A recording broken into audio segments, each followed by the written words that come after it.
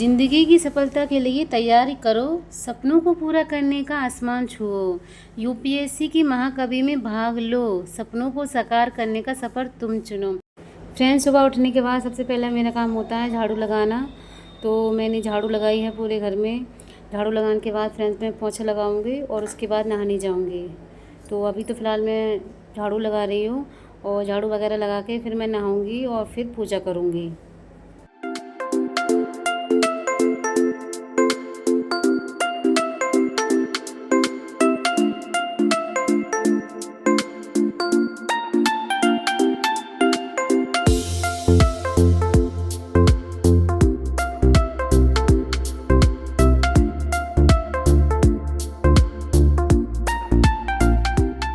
झाड़ू लग चुकी है फ्रेंड्स मेरी, और उसके बाद मैं नहाऊंगी, फिर पूजा करूंगी, उसके बाद मेरी पढ़ाई की तैयारी होगी।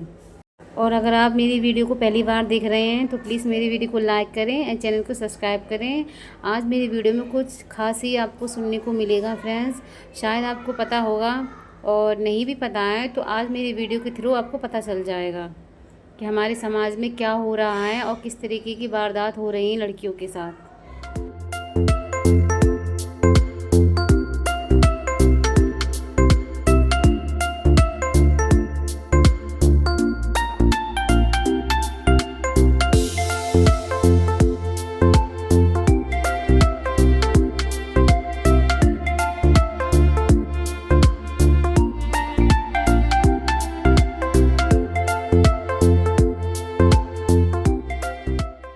सारा काम हो गया है फ्रेंड्स, और नींबू पानी पीने के बाद मैं नहाने जाऊंगी सीधा। तो तब तक पानी ठंडा हो रहा है, मैंने सोचा अपने कपड़े निकाल के रख लेती हूँ और फिर मैं नहाने चली जाऊंगी।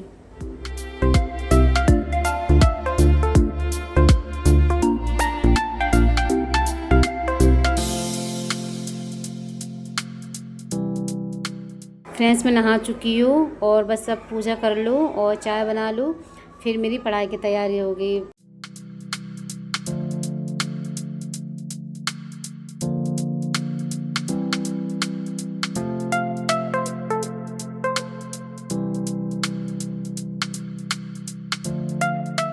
बहुत अफसोस के साथ ये कहना पड़ रहा है फ्रेंड्स कि माँ बाप अपने बच्चों को पढ़ाने लिखाने के लिए बाहर भेजते हैं।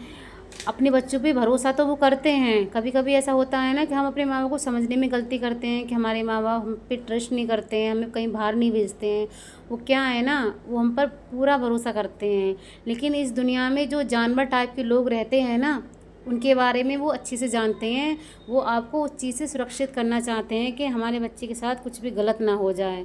वो इसीलिए आपको रोक टोक करते हैं। पता है फ्रेंड्स, आपको मालूम होगा, सबको ही पता है। ये तो इतना बड़ा हादसा होने के बाद अगर ना पता हो तो क्या, मतलब ऐसा तो हो ही नहीं सकता।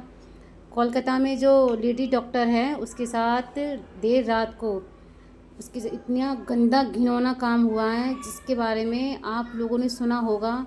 सोचो, इमेजिन करो तो हमारे शरीर के रोंगटे खड़े हो जाते हैं। अब ये फील करो कि उस टाइम उस लड़की के अंदर कैसी फीलिंग आ रही होगी, कितना डर भरा होगा और वो क्या महसूस कर रही होगी, कितनी दर्द में होगी वो लड़की जब उसके साथ ये सारे काम हो रहे होंगे। फ्रेंड्स, मैं ये कहूँगी ऐसे लोगों के अंदर इंसानियत नाम की तो कोई चीज़ें नहीं होती, और जिस इंसान के अंदर इंसानियत नहीं होती है ना, तो वो इंसान नहीं, वो जानवर होते हैं, वो राक्षस होते हैं जो इंसानों को इस तरीके से नोचते हैं। मैं तो ये कहूँगी फ्रेंड्स, इन लोगों के लिए मौत की सज़ा तो बहुत छोटी सी चीज़ है कि हाँ फांसी की सज़ा सुना दो, इनकाउंटर कर दो। इससे इनके अंदर जो गिल्ट है ना, वो कभी नहीं होगा इनको कि इन्होंने कुछ गलत किया है, किसी की बेटी के साथ गलत किया है। इन्हें तो ऐसी सज़ा सुनाओ इनकी रूह कांप जाए, ये मरने के लिए भीख मांगे कि हाँ अब मुझे मौत आ जाए तो शायद मुझे सुकून मिलेगा। जिस तरीके से इन लोगों ने, इन दरिंदों ने उस लड़की के साथ इतना घिनौना काम किया था, उसके शरीर का हर एक पार्ट को इतना डैमेज कर दिया कि शायद वो अब हमारे बीच में नहीं है। कहते हैं कि डॉक्टर भगवान का रूप होता है और उन्हें भगवान का दर्जा दिया जाता है, और दूसरी तरफ यही घिनौना अपराध किया जाता है। तो कैसा, मतलब कैसा देश है ये जहाँ मतलब लड़की आज भी सेफ़ नहीं है, और कोई ऐसा कानून क्यों नहीं बनाया जाता है जिससे ये सारी चीज़ों को रोका जाए। फ्रेंड्स, उस लड़की ने इतना टफ़ एग्ज़ाम, नीट का एग्ज़ाम क्लियर करके वो एमबीबीएस डॉक्टर बनना चाहती थी, लेकिन आज इन दरिंदों की वजह से उसकी ज़िंदगी पूरी तरीके से तबाह हो गई और आज वो हमारे बीच में नहीं है। मैं तो यही कहूँगी फ्रेंड्स, जो भी लोग इसमें शामिल थे ना, उन सबको सज़ा सुना दी जाए और जितना हो सके, जितनी जल्दी हो सके, जल्द उस लड़की को न्याय मिले।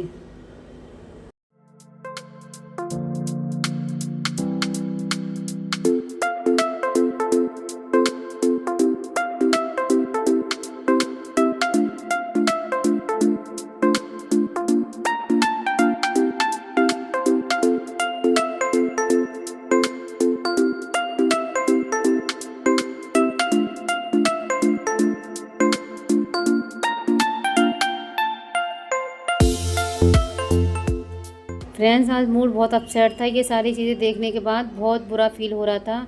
ऐसा लग रहा था कि हमारा देश दिन पे दिन विकास करता जा रहा है, लेकिन एक चीज़ कभी मतलब चेंज नहीं हो रही है कि अगर लड़की है, अगर लड़की की नाइट ड्यूटी है और वो बाहर जॉब करती है, फिर भी वो आज अपने आप को अनसेफ फील करती है। उसके पेरेंट्स डरते हैं कहीं मेरी बेटी के साथ कुछ गलत ना हो जाए, और उनका डरना जायज़ है, क्योंकि हमारे देश में ऐसा कानून बना ही नहीं है जो जिस चीज़ को करने से लोग डरें।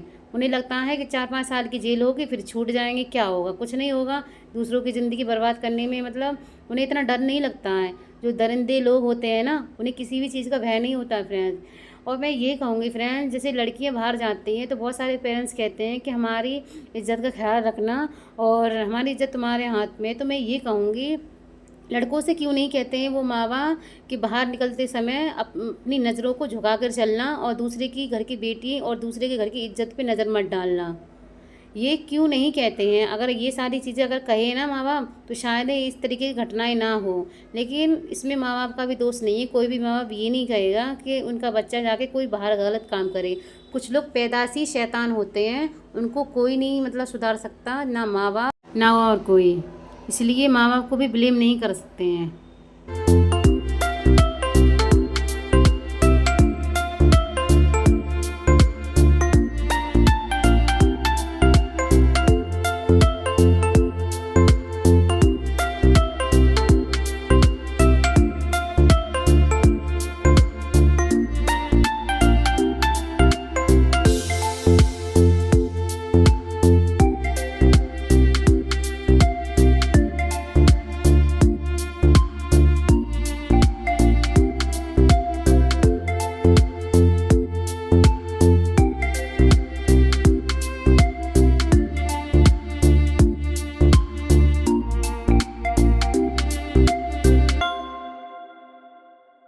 फ्रेंड्स, सच बता रही हूँ, आज पढ़ाई करने का बिल्कुल भी मूड नहीं था, लेकिन फिर भी मैंने सोचा कि पूरा दिन अगर मैं खाली बैठूँगी भी ना, तो भी मैं और ज़्यादा सोचूँगी उनके बारे में, उस लड़की के बारे में।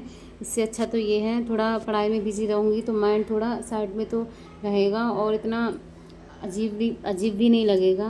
फ्रेंड्स, किसी लड़की के साथ ये सारी चीज़ें होती है ना, तो अंदर से बहुत बुरा लगता है। मैं ये सोचती हूँ किस तरीके के बेचारे के कितना दर्द हो रहा होगा। उस दर्द को महसूस करने में ये लगता है कि सोचो, ये सारी बातें सोचते हैं तो हमारे रोंगटे खड़े हो जाते हैं, और ये सारी चीज़ें उसके साथ हो रही होंगी तो फ्रेंड बताओ उसको कितना पेन हो रहा होगा, वो कितनी तकलीफ़ में होगी।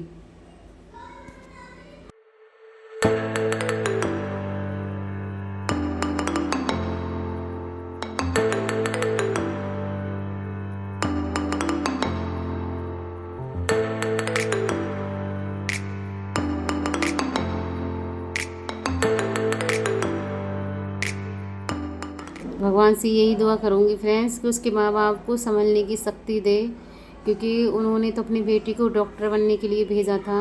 क्या पता था उसके साथ ये सारी चीज़ें हो जाएंगी।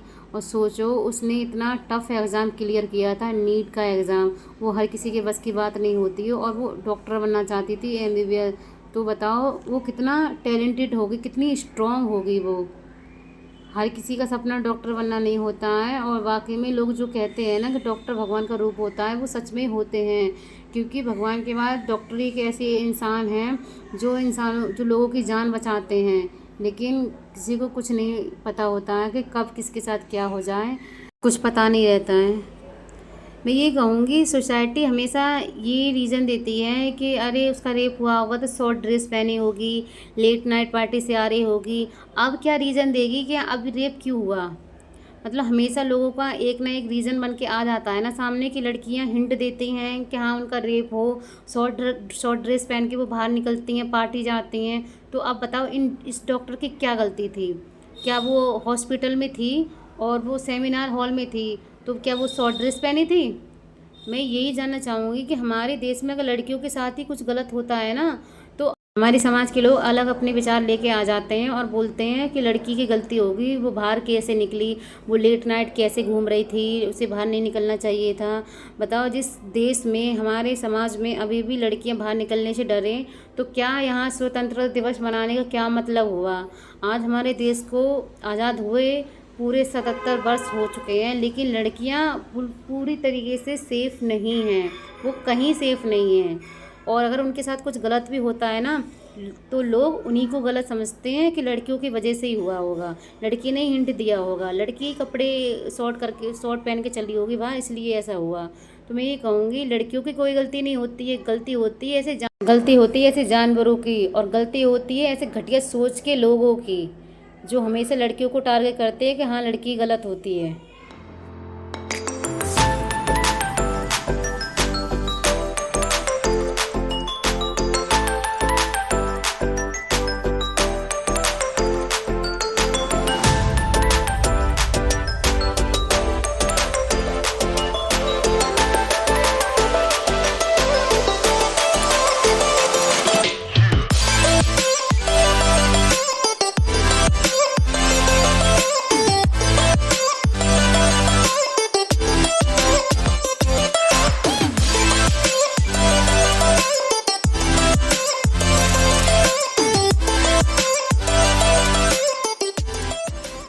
फ्रेंड्स, मेरे नोट्स रेडी हो चुके हैं और उसके बाद मैंने ज्योग्राफी की क्लास लेनी स्टार्ट कर दी। ज्योग्राफी की क्लास लेने के बाद मेरा ये लास्ट टॉपिक होगा, उसके बाद मैं नाइट में पढ़ूँगी। फ्रेंड्स, 7:30 बजे तक मेरा ये टॉपिक ख़त्म हो चुका था, फिर 9 बजे से मेरी पढ़ाई स्टार्ट होगी। अब मैं इस तरीके से पढ़ती हूँ फ्रेंड्स, सुबह 9:30 से रात के 9 बजे तक और 9 से 1 बजे तक।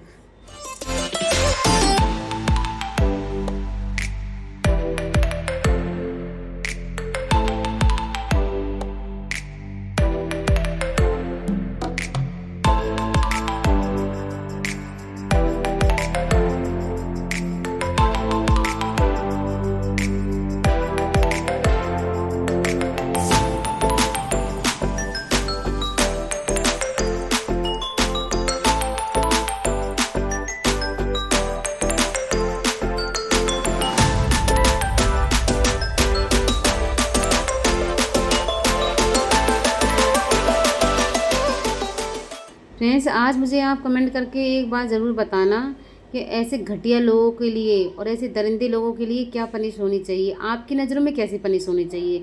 मेरी नज़रों में जो पनिश थी मैंने आपको बता दी कि ऐसे लोगों के साथ कैसा सलूक होना चाहिए, और आपकी नज़रों में जो पनिश हो प्लीज़ मुझे कमेंट करके बताना ज़रूर कि ऐसे लोगों के लिए क्या पनिश होनी चाहिए, ताकि इनकी रूह भी काँप जाए, इनकी अंदर आत्मा काँप जाए कि हाँ, दर्द कहते किसको हैं।